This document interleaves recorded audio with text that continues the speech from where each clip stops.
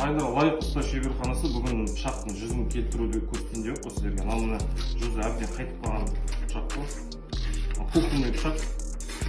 Дәл кухонный пышаққа ағайындар осындай водный тас, полный бір тас жетеді, мынандай 3 мыңдық и 8 мыңдық деген.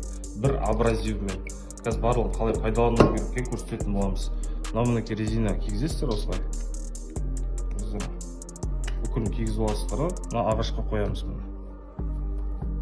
Ағашқа қоясыздар, сол кезде қимылдамайды, көрдіңіздер ма?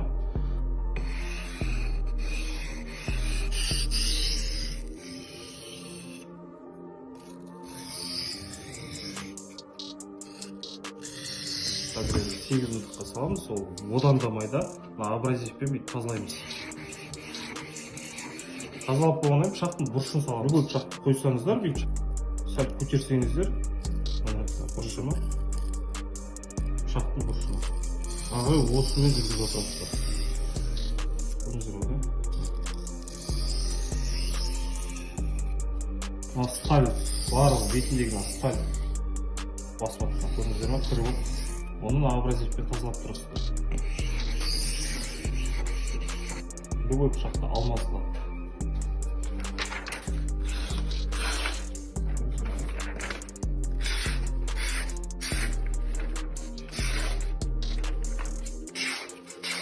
Кухня пышаққа дәл осы өткіріліп полный жетеді деп ойлаймын.